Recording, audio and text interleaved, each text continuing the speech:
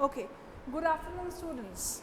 So, I hope you have all checked the e-portal where I have uploaded your syllabus, because very soon you will be getting notified about your examination, about your pre-midterm examination, that is of 20 marks. And regarding that, before starting my class, I will give you some information about that examination. So, chapters, if you haven't seen the e-portal, I am telling you, for those who have not checked the e-portal, the syllabus is from Beehive. You will be having The Fun They Had, The Road Not Taken, The Sound of Music Part 1 as well as Part 2, Wind, The Little Girl, Rain on the Roof.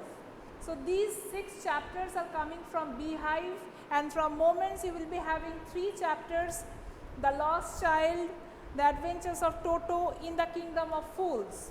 And from the grammar you will be having the questions from tense, modals, subject, verb, concord. Okay.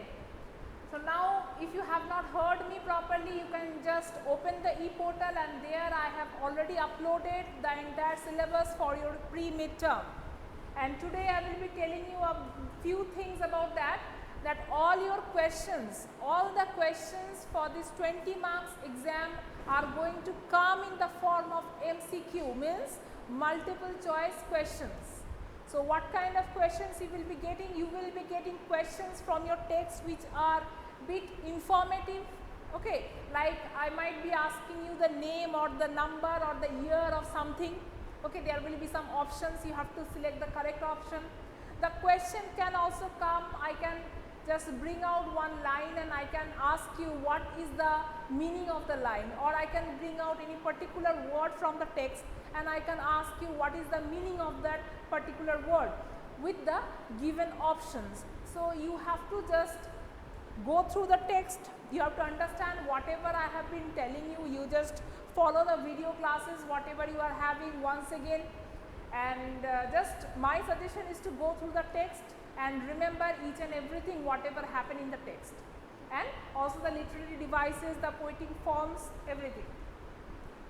So, nothing to worry, it will be a very easy, and from the grammar you can get error correction or fill in the blanks, but everything you will get with options. So, you do not have to think about it, you just have to think which is the right option for that particular question. Okay. Okay, Ridhita, for you I am repeating that I have already given the syllabus in my e-portal. Okay, so syllabus I am not repeating anymore, and the questions you will be getting as multiple choice questions, means for each questions you will be having 3 options, 3 to 4 options, and the types of questions that can come, the types of question can be based on meaning. You can be asked the meaning of a particular phrase or sentence or a word. Okay, you can be asked about information about the age, about the name, about the year, about the place, anything related to your chapter. From the grammar portion you will be getting fill in the blanks or error correction or something which will evaluate your knowledge on tense, subject, verb, concord and modals. Okay, but for everything you will be having 3 options. So, you have to select your correct option from those. So, now today I will be starting with another chapter, because we need to complete the syllabus as soon as we can, so that we can start with the revision and the proper analysis of your entire syllabus. So, today we are starting from the book Moments. We are starting Withering the Storm in Ersama. Okay, chapter number 6 from your Moments.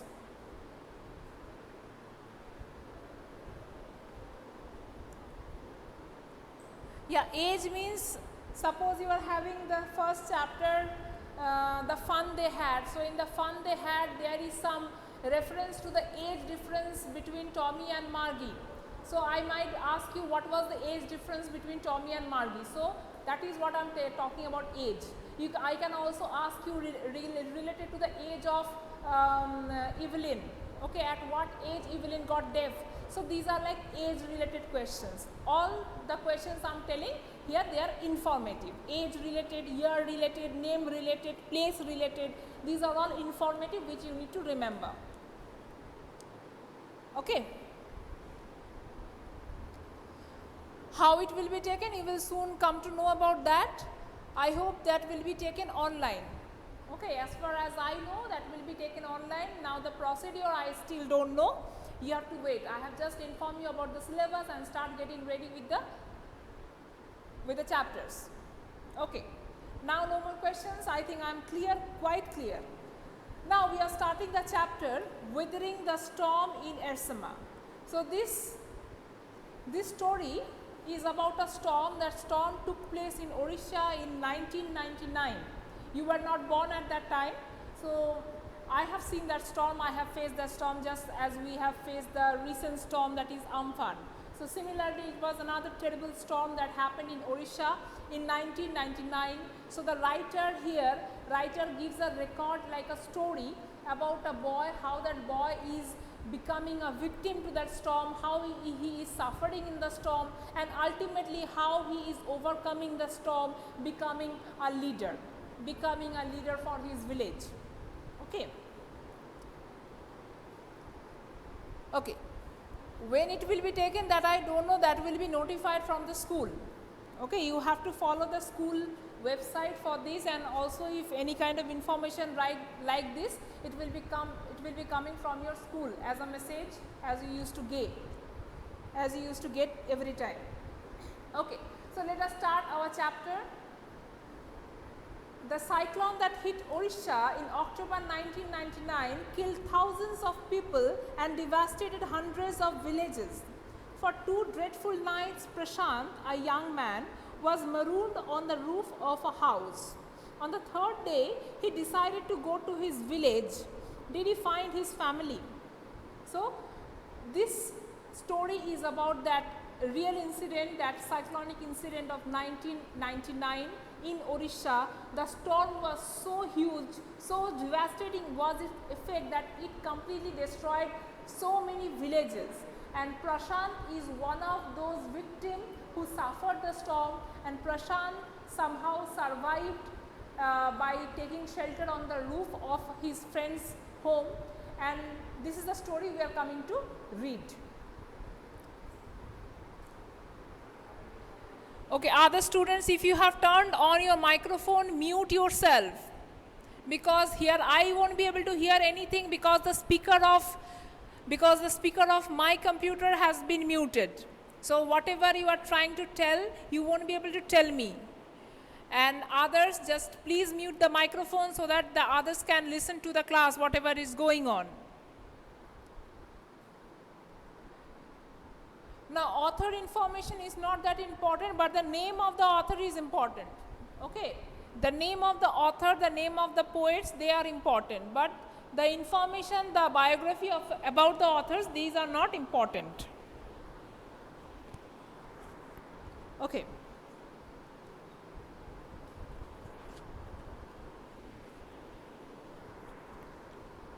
Now, on 27th October 1999, 7 years after his mother's death, Prashant had gone to the block headquarters of Ersema, a small town in coastal Orissa, some 18 kilometers from his village, to spend the day with a friend. In the evening, a dark and menacing storm quickly gathered. Winds beat against the houses with a speed and fury that Prashant had never witnessed before. So, the date was 27th October 1999. Okay, 7 years after his mother's death. So, Prashant's mother died 7 years before. So, after that, Prashant went to Ersema. He went to Ersema. Ersema is what? Ersema is a small town in the coastal Orissa. It is a coastal town of Orissa, small coastal town of Orissa, some 18 kilometers away from his village. So, Prashant used to live in a village, and from his village around 18 kilometers away there was a small town Ersema, and Prashant went there. to spend the day with a friend, because he wanted to spend the day with a friend as normal as you all do. In the evening, a dark and menacing storm quickly gathered. So, that day, at that time, there was not that there was a weather telecasting system, but it was not so accurate as we are having right now. So, here before the Amphan arrived in our town, in our area, we had been repeatedly warned by the weather agencies, by the weather stations, that the storm is huge, the storm is so big, that we have to take several measures for this storm. So, we have got this information due to our technical advancement. Presently, we are technically so much advanced that we are coming to know about the natural disasters that are coming towards us. But at that time, that is 1999, there was a weather station, but the weather station was not that much technically advanced. So, maybe they were predicting a storm, but they were not sure that how strong and devastating the storm was going to be. Okay. Therefore, nobody was aware about this devastating storm. So, Prashant also, he went and he got stuck in his friend's home, because that evening the storm came to the town of Ersama with a devastating effect. Menacing storm means very much harmful, very much destructive in nature. Wind beat against the houses with a speed and fury that Prashant had never witnessed before. So, the winds were so strong and they were so ferocious, the winds were so ferocious, never ever anyone had ever witnessed such a strong wind in their life. Heavy and incessant rain filled the darkness, ancient trees were uprooted and crashed to earth. So, homes were damaged, homes were thoroughly damaged, not even the homes, but even the ancient trees. Ancient trees means old big trees which were living for 100 and 200 years. Those trees got uprooted, they were like taken out from the soil. The storm was so huge and crashed on the earth. Screams rent the air as people and houses were swiftly washed away. Okay, yes, maroon means left alone in some place, okay, getting stuck, something like that.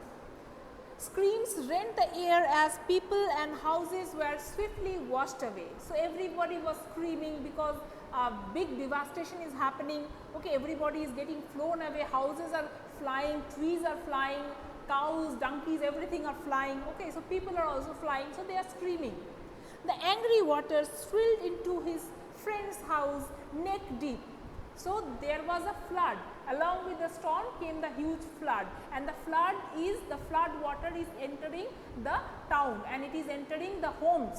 So, even the water entered his friend's, Prashant's friend's home, and they were all like inside the water till the neck. The water has filled up the home in such a way that standing there they were filling till this much, the water has risen up. The building was of brick and mortar and was strong enough to survive the devastation of the wind's velocity of 350 km/h. But the cold terror of the family grew with the crashing of trees that had got uprooted and fallen on their house sometime in the middle of the night, damaging its roof and walls. So, now what happens, see, Prashant's friend's house was built with a concrete material. Therefore, the home was strong enough to withstand the wind, withstand the velocity of the wind. It was not a weak house that it will get damaged. Okay, so somehow they were able to manage, they were able to face the wind. But the main problem happened where those ancient trees, those old trees which were being uprooted and which was being thrown away to this side and that side. So, a big huge tree in the middle of the night came and fell over their home, crashing the roof, okay, crashing the shelter. So, that was their terror, because if such a heavy piece of wood, such a heavy piece of tree falls over any concrete building, obviously the concrete building will break down. So, that was their fear.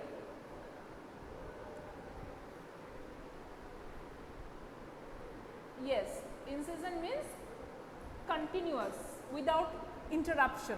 without stopping, continuously going on.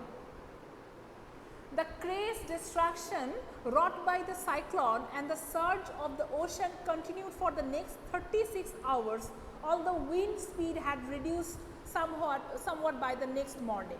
So, the cyclone, the surge of the ocean water was entering, okay, and it was going on for around 36 hours, not even one day, more than one day, okay, 36 hours they were having that water flow, they were having that flood, and the flood was mainly due to the ocean water was entering along with the wind. The wind speed had reduced, the storm, the velocity of the storm, the speed of the storm have reduced to some extent by the next morning. To escape the water rising in the house, Prashant and his friends, family had taken refuge on the roof. So, their homes were, all the homes were covered with water, so that they don't sink in that water, they thought to go up in the roof. So, they took shelter in the roof up in their home. Prashant will never forget the shock he experienced at his first glimpse of the devastation wrought by the super cyclone. In the grey light of the early morning, a ragey, deadly brown sheet of water covered everything as far as the eyes could see. So, to Prashant, it was a horrible experience. Prashant in his life will never forget the scene that he has seen.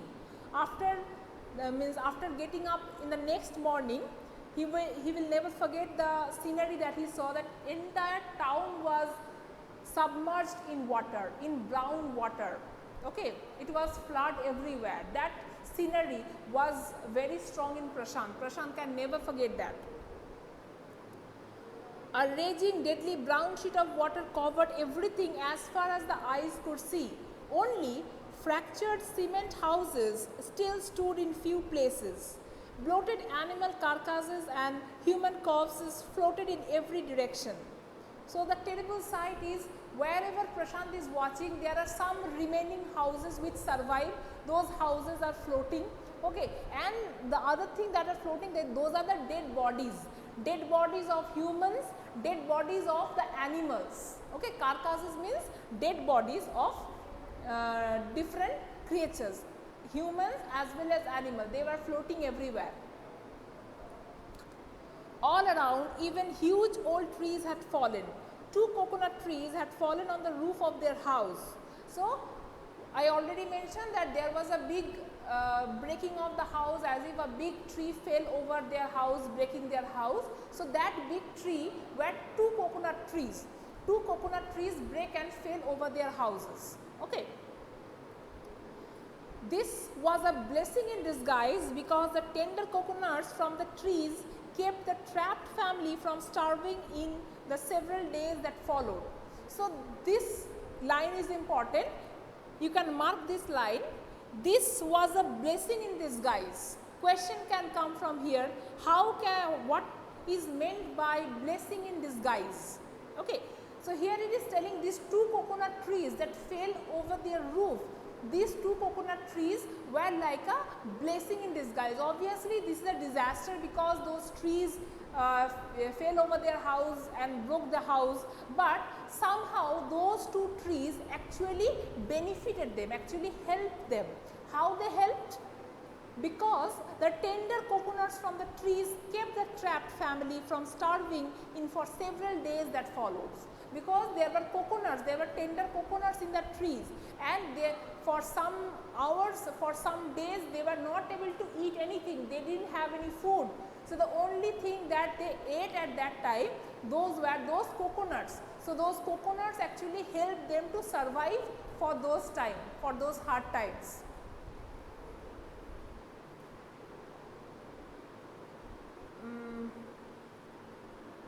Swirled is a circular motion. Okay, mortar means a kind of material. Okay, a kind of hard material is called mortar. Devastation means destruction. Crazed means getting like losing the sense, losing common sense, getting more panicked. That is called crazed. Surge means the what to say, the pumping up of water. Okay, when the water is bloating up, water is increasing in its capacity, in its volume, that is called a surge. Refuge means taking shelter somewhere. Okay, rot means it is also a kind of movement, means bringing something. Raging means with big anger, as if it is a huge thing, as if it is a very angry thing. Okay, and bloated means when the animals or the human bodies, those were dead for several hours, they will become bloated. Okay, and also if the bodies are submerged in the water, those dead bodies will become bloated, means they will bulked up. Okay, they will become like a balloon, that is called bloating. Next, for the next 2 days, Prashant sat huddled with his friend's family in the open on the rooftop. So, next 2 days they were stuck in the rooftop with the entire family. Okay, Prashant's friend and Prashant's friend's entire family, they were stuck in that roof for 2 days. They froze in the cold and incessant rain. The rain water washed away Prashant's tears. The only thought that flashed through his mind was whether his family had survived the fury of the super cyclone. Was he to be bereaved once again? So, after the cyclone, naturally the weather will be very cold, especially in the night time, because continuously it was raining. And the rain was such that Prashant was crying and Prashant was shedding tears, but it seemed to him as if the rain water is coming and washing away his tears as well. And Prashant had one worry. Prashant was really worried about his home, his village home, where his entire family is living. So, Prashant is worrying whether they have survived or whether they have perished in this rain, in this storm, because Prashant had already lost his mother 7 years ago. Prashant is again getting worried that am I going to lose again my family once, means whether he is going to lose his family once again or what. Okay, Prashant was worried about it.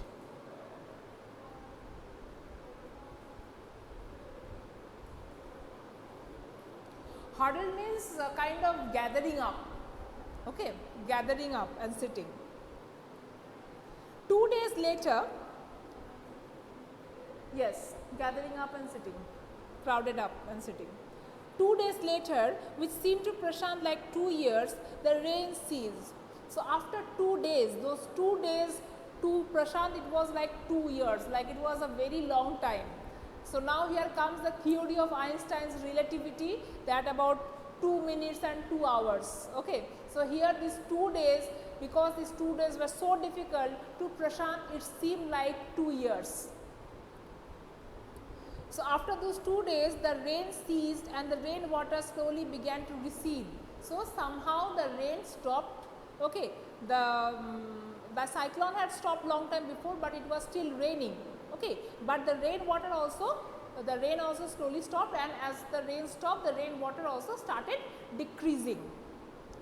Prashant was determined to seek out his family without further delay. So, Prashant was very much determined that now it is the time he need to go to his village, because he need to know whether his family is safe or not. But the situation was still dangerous, and his friend's family pleaded with Prashant to stay back a little while longer. But Prashant knew he had to go. So, still it was dangerous outside because it is flooded everywhere. Okay, it was flooded everywhere, and just now the cyclone has stopped, just now the rain has stopped, many things are there which will be dangerous. So, they tried to prevent Prashant that you wait for some more days, after that you go.